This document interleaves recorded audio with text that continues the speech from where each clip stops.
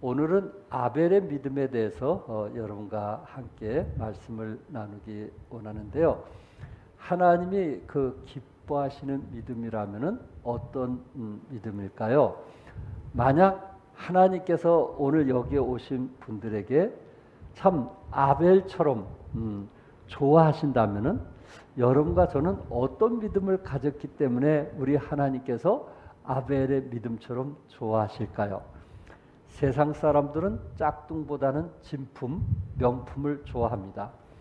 이처럼 영적인 세계 속에서도 하나님은 짝퉁 믿음보다 어떤 믿음을 좋아할까요? 진품의 믿음을 좋아하십니다. 오늘 본문에서 가인 같은 짝퉁 예배를 드리는 사람이 있고요. 또한 아벨 같은 진품의 예배를 드리는 사람도 있습니다. 참 이곳에 참여하는 사랑하는 식구들은 이제 짝퉁 예배보다는 정말 하나님이 기뻐하시는 진품 예배를 드리기 위해서 지금까지 최선을 다해 주신 그 마음에 감사를 드리고요. 특별히 오늘 아벨의 예배와 가인의 예배의 다른 점이 무엇인지 함께 나누면서 은혜를 받기 원합니다. 첫째, 아벨은 믿음으로 더 나은 제사를 드렸다는 말씀입니다.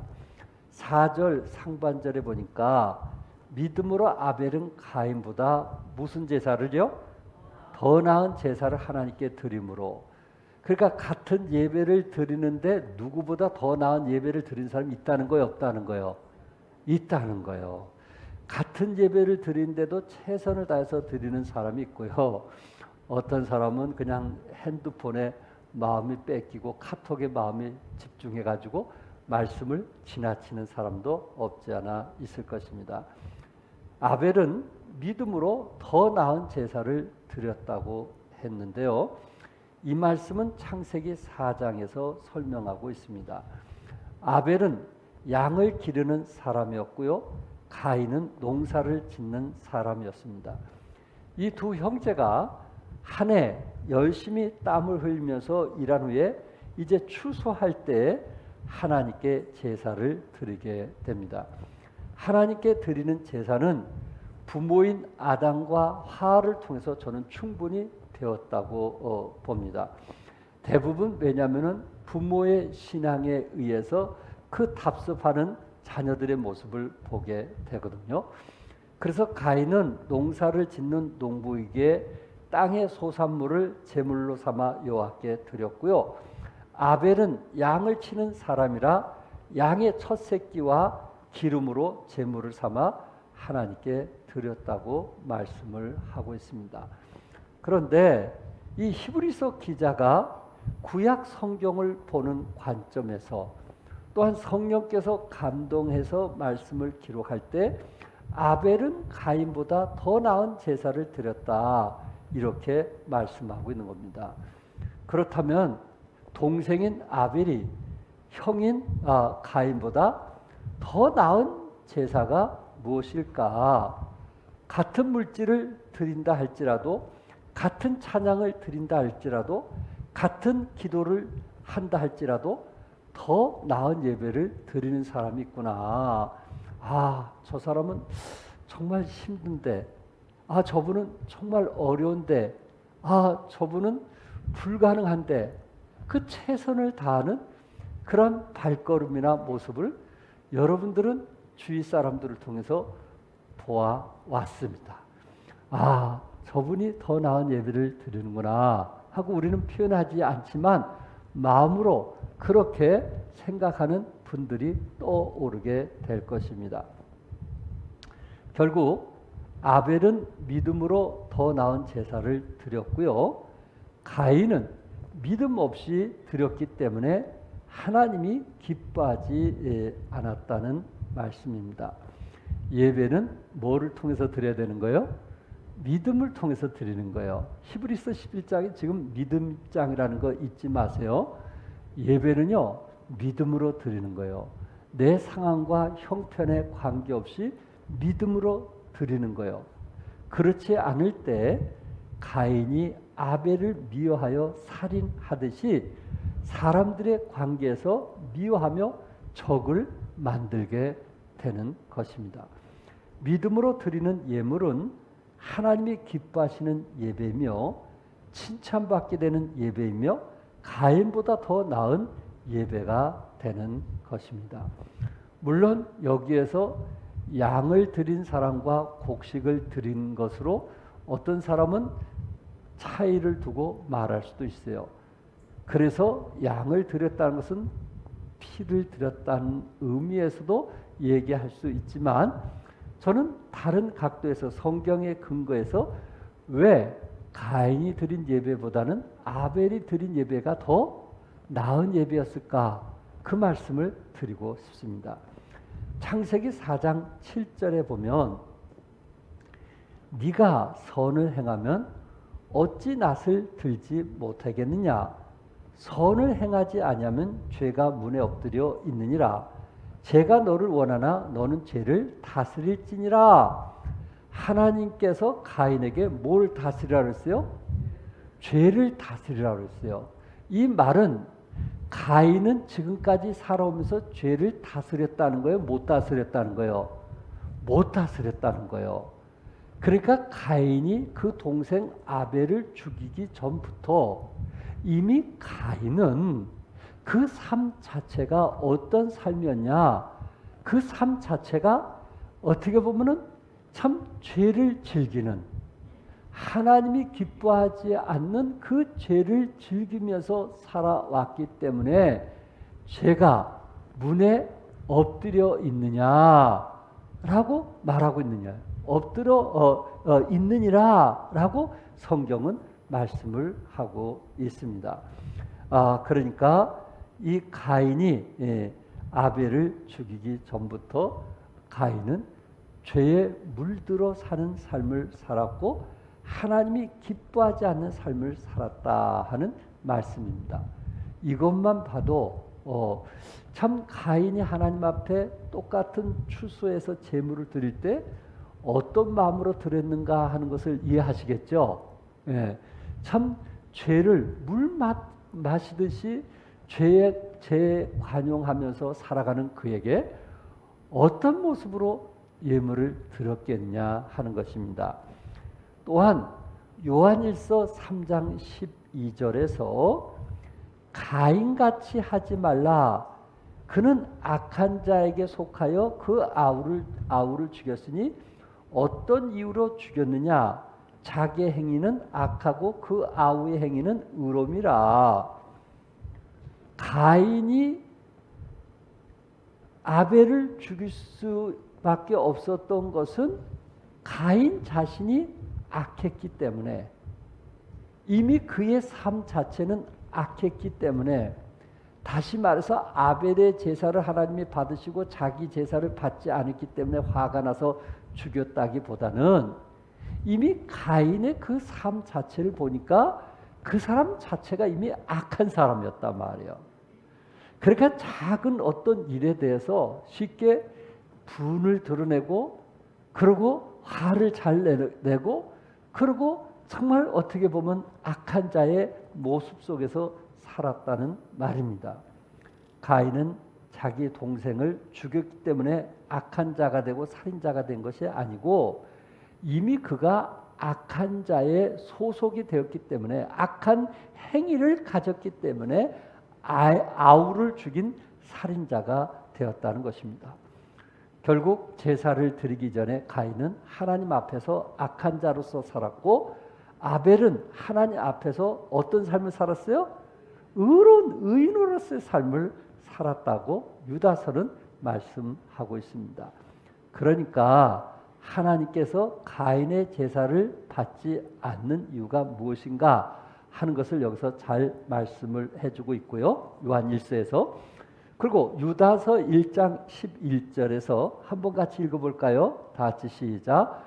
화 있을진저 이 사람들이요 가인의 길에 행하였으며 싹을 위하여 발람의 어그러진 길로 몰려갔으며 고라의 폐역을 따라 멸망을 받았도다. 아멘.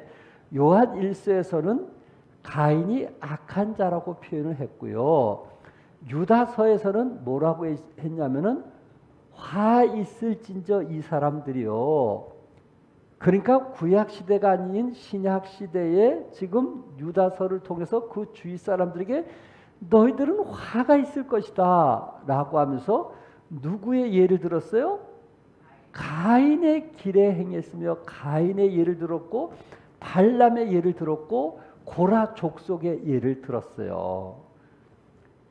그러니까 이 메시지를 통해서 하나님의 사람들이나 주의 사람들을 책망하고 나무라기 위해서 가인의 그 비유를 들었다 하는 것은 가인이 어떤 사람이었는가 하는 것을 우리에게 잘 말씀해 주고 있습니다.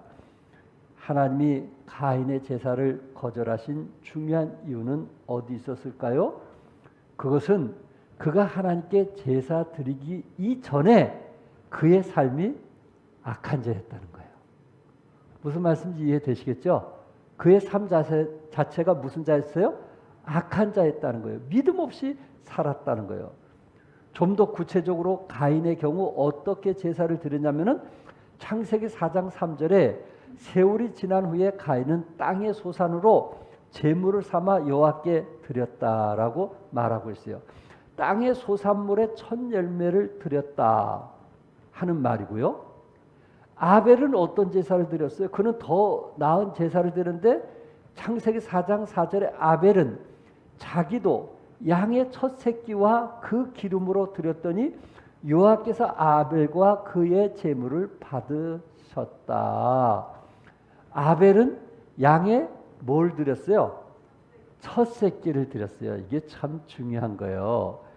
여기에서 두 사람의 드림의 차이가 뭐냐면은 아벨은 하나님께 첫 것을 드렸고 가인은 있는 것 중에 일부분을 드렸다는 거예요. 하나님께서는 이미 그 사람이 뭘 드리기 전에 마음을 보시거든요. 하나님은 첫 열매, 첫 새끼에 대해서 관심이 많았던 거예요. 왜? 첫 것은 누구 것이라 했어요? 하나님 것이라 했거든요. 그것을 보기 원하는 거예요. 쓰다가 남은 것을 드리는 것을 원하는 게 아니고 첫 것을 하나님께 드리는 그 믿음을 보기를 원하시는 거예요. 아벨이 양의 첫 새끼를 여호와께 드렸다는 것은 하나님에 대한 우선순위를 갖고 있다는 거예요. 자기 인생의 첫 것을 믿음으로 하나님께 드렸다는 것은 결국 하나님을 기쁘시게 했다는 것입니다. 잠언 3장 9절에 네 재물과 네 소산물의 처음 익은 열매로 여호와를 공경하라. 처음 익은 열매로. 그래서 가손하신 분들은 첫 열매를 누구에게 드려요? 하나님께 드리는 거예요. 여러분 혹시 가손이 있어요? 첫 열매는 누구 거예요? 하나님 거예요. 먼저 따는 거는 하나님 거예요. 여러분이 먼저 먹으면 되겠어요? 안 되겠어요? 안 되는 거예요. 이미 마음의 태도가 이거 첫 것은 하나님 것이다 라는 그 태도가 중요하다는 거예요. 그 마음이 중요하다는 거예요. 그래서 내 재물과 내 소산물의 처음 익은 열매로 여호와를 공경하라 이렇게 말씀하고 있어요. 예수님은 제자들에게요. 마태복음 6장 33절에 그런즉 너희는 먼저 첫 번째 그의 나라와 그의 의를 구하라. 그리하면 이 모든 것을 너에게 뭐하시리라? 더하시리라. 첫 것은 우선순위에 의한 믿음을 보여주는 거예요. 믿음의 영웅이 되기를 원하신다면 첫 번째 거는 누구에게 드리는 거예요? 하나님께 드리는 거예요. 첫 시간을 누구에게 드리는 거예요? 하나님께 드리는 거예요. 그것이 그의 나라와 그의 의를 구하는 거예요. 하루 종일 살다가 시간이 있어서 하나님께 드려지는 그런 태도보다는 매 순간 첫 시간은 내가 하나님께 드리겠다. 경건의 시간을 통해서 하나님께 드리겠다. 그 마음을 하나님께서 기뻐 받아주신다는 거예요. 중요한 것은 그런 믿음, 그런 확신이 우리에게 있느냐 하는 거예요. 있느냐 하는 거예요. 지금 가인과 아벨의 차이가 그거거든요. 첫 것이 하나님 것이라고 생각했던 아벨과 생각나서 드려졌던 가인과의 그 차이점이 뭐냐 말이에요. 결국 하나님께서 가인의 예배를 연락하지 않았던 것은 지금까지 제가 말씀을 전했던 세 가지 이유인데 첫째는 가인은 하나님이 기뻐하시는 삶을 살지 않았다는 거, 하나님이 이렇게 악한 삶이었다는 거. 둘째는 가인은 출수의 첫 것을 드리지 않았다는 거. 그리고 셋째는 가인은 믿음으로 드리지 않았다는 거. 히브리서 11장은 무슨 장이라 했어요? 믿음 장이라 했어요. 믿음으로 드리길 원하는 거예요. 내가 지금 당장 없지만 힘들지만은 우리 주님은 그 사람의 믿음을 보기를 원하시는 것입니다. 두 번째, 아벨은 믿음으로 하나님에게 의로운 자라는 증거를 받았어요. 의로운 자라 하시는 증거를 얻었으니 그 얼마나 대단한 거예요. 구약 시대는요, 참 의로운 자라고 인정받는다는 게 결코 쉬운 일은 아니잖아요. 욥도 하나님께서 무한 자로 인정하셨어요? 그렇죠. 그 시대에 욥은 의로운 자라고 인정했거든요. 그가 그의 삶과 그의 행동과 생활을 통해서 하나님께서 의로운 자라고 인정을 했던 것입니다. 이처럼 하나님께서 가인의 제사는 기쁘게 받지 않으셨지만은 아벨의 제사는 기쁘게 받으셨어요. 그래서 아벨만 하나님으로부터 의롭다 하심을 받게 된 것입니다. 참 안타까운 것은 같은 형제인데도 가인은 의롭다 하심을 받지 못했고 그 이유는 아벨은 믿음으로 제사를 드렸고 가인은 믿음으로 제사를 드리지 않았다는 것입니다. 그렇다면 믿음으로 제사를 드렸다는 것이 무엇입니까? 아벨은 우선순위에 의해서 첫째 것을 드렸을 뿐만 아니라 아벨은 자기도 양의 첫 새끼와 그 기름을 드렸다라고 말씀하고 있어요. 여러분, 기름은 구약시대 가장 좋은 부분을 의미하며 또한 제사할 때 기름 부분은 반드시 태워서 주님께 드려지게 되어 있어요. 기름은요, 하나님의 목이었어요. 그래서 하나님이 그 예물에 대하여 증언하심이라. 하나님이 아벨이 드린 그 예물에 대해서 뭐 했다 그랬어요? 증언하심이라. 이 말은 하나님께서 아벨의 제사를 받으시고 하늘로부터 불이 내려와 그 제물을 태우는 것을 보여주셨다는 말씀이에요. 그 당시에 하나님께서 제물을 받으실 때는 반드시 불이 내려와 제물을 태우면 그 제사는 하나님께서 연락하셨다는 거예요. 첫째 것을 드리게 됐을 때, 또한 가장 값진 것을 하나님께 드려졌을 때, 그 기름 부분을 하나님께 드려주셨을 때 하나님께서 그 부분을 증언하셨다라는 말은 하나님께서 아벨의 제사를 기쁘게 받으셨다라는 말씀입니다. 그러니까 하나님께서 제물의 분량을 따지시는 분이 아니시고요, 우선적으로 제사를 드릴 때 믿음으로 드리는 것을 보기를 원하시는 거예요. 뭘로 드리자? 믿음으로 드리자. 여러분이 경제권을 갖고 있다면은 그 경제권을 가진 사람이 믿음으로 드리는 것을 하나님께 보여드려야 되는 거예요. 그래야 하나님께서 그 예물에 대해서 증언하시는 분이 되는 거예요. 이게 얼마나 중요한지 아시겠죠? 신앙이 따르지 않는 예배와 제사는 그리스도 당시 책망과 비난의 대상이었던 바리새인의 형식적인 제사와 하나도 다를 바가 없었다는 것입니다. 그래서 사무엘상 2장 30절에 나 여호와가 말하노라, 나를 존중히 여기는 자를 내가 존중히 여기고 나를 멸시하는 자를 내가 경멸하리라. 하나님을 멸시하는 자를 하나님께서 경멸하시고요, 하나님을 존중히 여기는 자를 하나님께서 존중히 여기시겠다, 이렇게 말씀했어요. 가인이 드린 예물은요, 처음 것이 아니었어요. 가인이 드린 예물은요, 구별된 것이 아니었어요. 가인이 드린 예물은요, 가장 비싸고 소중한 것이 아니었어요. 그러나 아벨은 그 예물을 드림이 하나님을 존귀 여기는 정성이 담긴 예물이었기 때문에 하나님께서 받으셨다는 말씀입니다.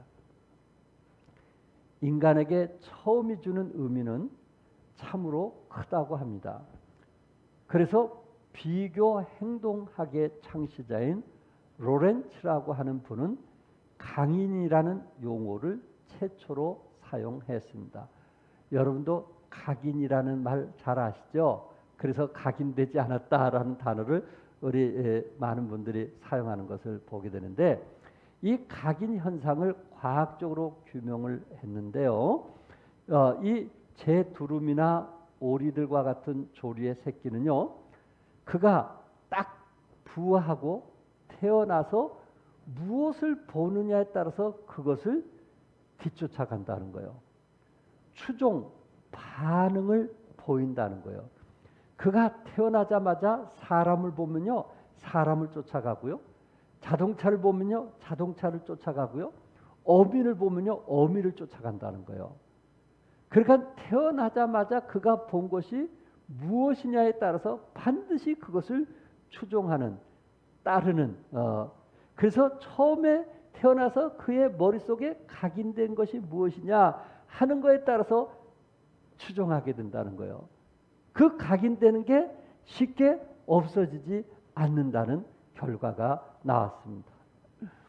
우리 부모님들은 첫 아이가 각인이 되거든요. 물론 다 사랑하죠. 근데 첫 아이는 잊을 수가 없다고 말을 합니다. 그리고 기대도 크고 관심도 많고 어쩔 수 없는 것 같아요. 그게 각인이기 때문에. 이처럼 양의 첫 새끼에는 의미가 있는 거예요. 하나님 보시기에 의미가 있는 거예요.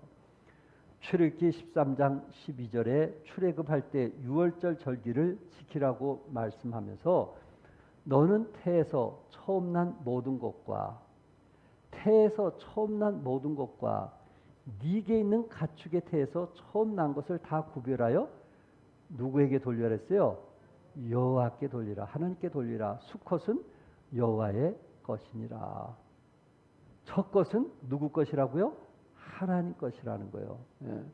하나님이 원하시는 것은 바로 처음 거예요.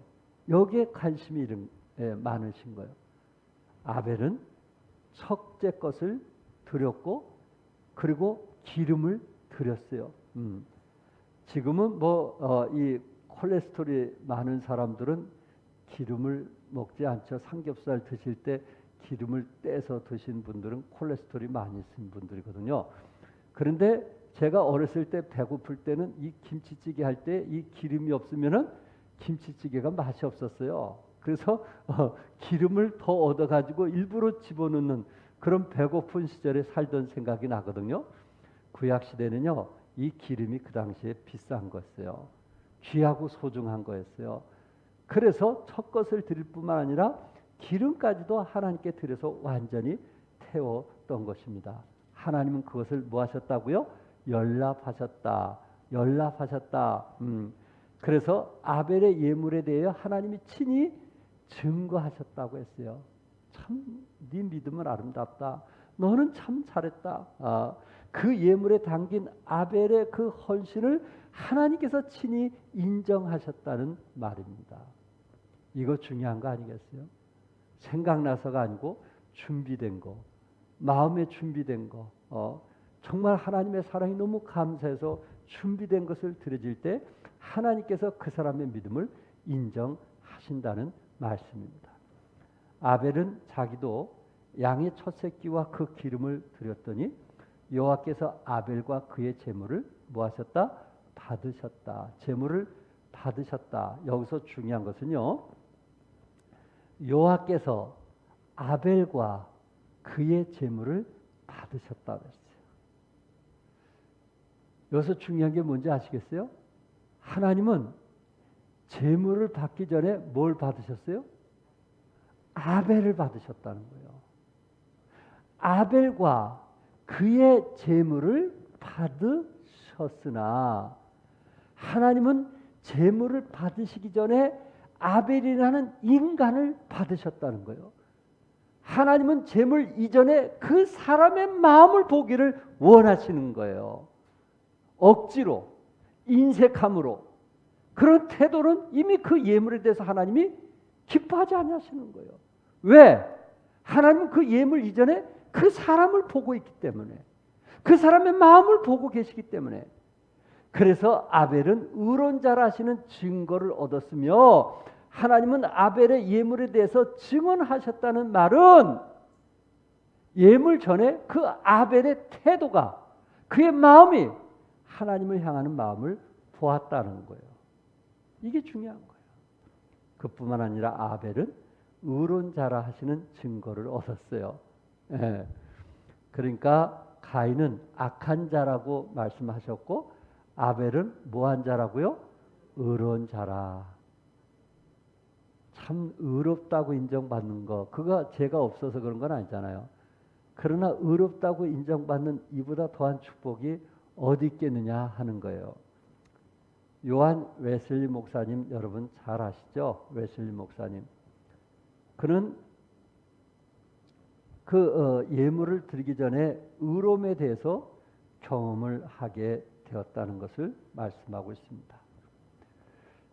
웨슬리 목사님이 구원을 받을 때 결정적인 역할을 한 책이 있었는데, 그것은 헨리 수쿠걸 목사님이 쓴 인간의 영혼 안에 있는 하나님의 생명이라는 책에서 그는 구원 문제가 해결이 되었다고 합니다. 수쿠걸 목사님은 기독교란 인간의 영혼 안에 하나님의 생명이 들어온 것이다 라고 정의했어요. 인간의 영혼 안에 누구의 생명이? 하나님의 생명이 들어올 때 그것이 구원이라. 그 말에 감동이 된 거예요. 그러면서 그 글에 뭐라고 했냐면, 그리스도인은 단순히 선하고 단정하고 도덕적인 사람이 아닙니다. 적어도 그리스도인은 하나님의 생명이 그 사람 안에 들어간 것입니다. 그래서 그리스도인 속에는 힘, 권능, 생명이 있습니다. 그것이 바로 그 사람을 특별하고도 독특한 그리스도인으로 만듭니다. 이 책을 웨슬레가 보고 너무나 감동이 되었다는 거예요. 그러면서 자기 안에 아직도 예수님이 내 마음속에 임하지 않은 것을 그때 안 거예요. 그 당시 웨슬레는 목사님의 아들이었어요. 그리고 웨슬레는 이미 목회를 한 목사님이었어요. 선교사님이었어요. 그러나 참된 그리스도인은 아니었어요. 자기는 예수님이 자기 마음속에 임한 것을 체험하지를 못한 거예요. 성도가 아닌 교인에 불과했어요. 그것을 자신이 알았다고 고백하고 있습니다. 사랑하는 여러분의 믿음은 어떤 것입니까? 예수 그리스도께서 영원히 살아 계실 뿐만 아니라 그분이 내 안에 계심을 믿는 믿음이 필요하다는 거예요. 그럴 때 믿음장처럼 어떤 어려움과 핍박과 고통이 닥쳐온다 할지라도 믿음으로 아벨처럼 더 나은 예배를 드릴 수 있다는 말씀입니다. 사랑하는 성도 여러분, 아벨이 하나님께 드렸던 양을 통하여 의롭다함을 얻게 되었습니다. 이처럼 어린 양으로 오신 예수님을 통해서 죄인들은 의롭다함을 받게 되었습니다. 어린 양으로 오신 예수님은 갈보리 십자가에서 온 세상의 죄를 대속하기 위한 희생 제물이 되셨습니다. 예수님이 우리의 죄를 위하여 죽으셨고, 예수님의 피 흘리심으로 우리 죄가 용서함을 받을 수 있다고 믿을 때 의롭다함을 받을 수가 있는 것입니다. 아벨은 믿음으로 드린 첫 새끼를 통해서 의롭다함을 인정받게 되었습니다. 이처럼 우리의 헌신과 우리의 선교와 우리의 찬양과 우리의 기도가 하나님께 인정받는 더 나은 예배가 되시기를 바랍니다. 끝으로 세 번째, 아벨은 죽음 후에도 믿음으로 말하고 있어요. 4절 하반절에 그가 죽었으나 그 믿음으로써 지금도 말하느니라. 죽었지만 그 믿음으로써 지금도 뭐하느니라? 말하느니라. 아벨의 제사가 하나님께 연락된 것을 본 가인은 안색이 변하면서 시기와 질투의 분노로 인해서 동생 아벨을 들에서 쳐 죽였습니다. 여호와께서 가인에게 네 아우 아벨이 어디 있느냐고 물었을 때 내가 알지 못하나이다. 내가 내 아우를 지키는 자니까 라고 말을 했습니다. 그럼에도 불구하고 하나님께서 물으십니다. 네가 무엇을 하였느냐? 네 아우의 핏소리가 땅에서부터 내게 호소하느니라. 아벨은 죽었지만은 그러나 그 핏소리가 땅에서부터 뭐 한다고요? 호소했다고 말씀하고 있습니다. 하나님과의 관계에 있어서 아벨은 하나님이 무엇을 원하시는지, 무엇을 요구하시는지 하나님 입장에서 생각했습니다. 그래서 믿음의 제사, 순종의 제사를 하나님께 드렸던 것입니다. 그러나 가인은 달랐습니다. 안색이 변하여 화가 나서 동생 아벨을 쳐 죽이고 말았습니다. 에서처럼 위의 것보다도 땅의 것에 관심이 있고 땅의 것을 사랑했던 사람입니다. 아벨은 죽음으로 끝난 것이 아닙니다. 아벨은 그 믿음으로써 오히려 말하고 있습니다. 아벨은 누구에게 말하고 있을까요? 첫째는 아벨은 누구에게 말하고 있어요? 하나님에게 말하고 있습니다. 창세기 4장 10절에 이르시되 네가 무엇을 하느냐? 네 아우의 핏소리가 땅에서부터 내게 호소하느니라. 하나님께서 말씀한 거예요. 아벨은 죽었지만 하나님께 뭐 했어요? 호소하고 있는 거예요. 의로운 자의 피, 순교자의 피를 사람들은 몰라줄 수 있지만은 잊어버릴 수 있지만은 하나님은 결코 잊지 아니하신다는 거예요. 하나님은 반드시 기억하시고 상을 주심을 믿으시기 바랍니다. 계시록 6장 10절 같이 한번 읽어볼까요? 다 같이 시작. 큰 소리로 불러 이르되 거룩하고 참되신 대주제여 땅에 거하는 자들을 심판하여 우리 피를 갚아주지 아니하시기를 어느 때까지 하시려 하나이까 하니 우리 피를 갚아주지 아니하시기를 어느 때까지 하시려 하나이까. 반드시 우리 하나님께서는 이 순교자의 그 핏소리를 듣고 계신다는 거예요. 땅에서부터 내게 호소하는 그 소리를 하나님은 듣고 계신다는 거예요. 그 소리를 하나님은 응답해 주신다는 말씀을 했습니다. 기독교의 순교는 우리나라에서 크게 두 가지로 나누는데요. 첫째는 일본 제국이 황제를 이제 숭배하는 신사참배를 강요했습니다. 그래서 신사참배하지 않는 기독교인들을 많이 죽였어요. 많이 죽였어요. 예. 여러분이 아시는 절두산이라는 그곳에 많이 죽였어요. 강물이 피바다가 되도록. 또한 조선 왕조가 103년 동안 천주교를 핍박했어요. 약 1만 명이 순교했다고 말하고 있어요. 어디에서? 절두산에서. 그곳에 그 피들이 흘러가지고 한강에 그 핏물이 되었던 거예요. 우리 기독교인은 이런 이유로 저런 이유로 많은 핍박을 받았어요.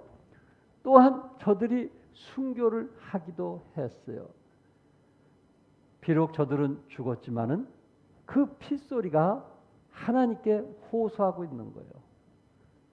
죽었지만 하나님께 호소하고 있는 거예요. 두 번째, 아벨은 가인에게 말을 합니다. 창세기 4장 11절에 땅이 그 입을 벌려서 네 손에서부터 네 아우의 피를 받았은즉 네가 땅에서 저주를 받으리니. 땅이 그 입을 벌려서 말하는 거예요. 누구에게? 가인에게. 네 아우의 피를 받았은즉 네가 땅에서 저주를 받으리니. 아벨은 자기를 죽인 형에게도 말하고 있습니다. 가인은 하나님의 말씀을 거역했어요. 동생 아벨도 거부했어요. 그러나 그것으로 끝난 것이 아닙니다. 의로운 아벨의 피를 받은 그 땅, 하나님의 창조하신 땅도 가인을 거부했다는 말입니다. 세 번째로, 아벨의 믿음은 죽음 후에도 전해졌어요. 오늘 본문 히브리서 11장 4절에 그가 죽었으나 그 믿음으로써 지금도 말하느니라. 믿음의 순종으로서 그의 제사와 그의 열매를 성경에서 영속적으로 기록되어 있습니다. 그는 마치 우리가 그의 말을 듣는 것처럼 명백히 말하고 있다는 것입니다. 믿음으로 드리는 제사는 더 나은 제사를 드리는 것이며 의롭다고 인정을 받는 것이며 후손에게 아벨의 믿음이 영속적으로 전달되고 있다는 것입니다. 그렇구나. 그 핏소리가 지금도 호소하고 있구나. 돌아가셨지만 그 핏소리가 우리에게도 지금 호소하고 있구나.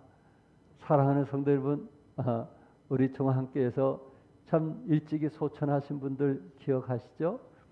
어떤 사람의 핏소리의 호소가 여러분에게 들립니까? 어떤 사람 핏소리? 참 그분의 삶은 끝까지 충성하다가 주님 품 안에 가신 분도 계실 거예요. 그리고 교회에서 참 나는 이런 삶을 살고 싶다고 부르짖다가 주님 품 안에 가신 분도 있을 겁니다. 그분들의 메아리가 우리 마음속에 전달되지 않나요? 그분들의 희생이 우리 마음에 전달되지 않나요? 그분들이 소천했다고 해서 그것으로 끝나는 것이 아닙니다. 그들의 희생과 그들의 수고와 그들의 헌신은 아직도 우리의 마음속에서 호소하고 있고 우리에게 그렇게 살기를 요구하고 있는 것입니다.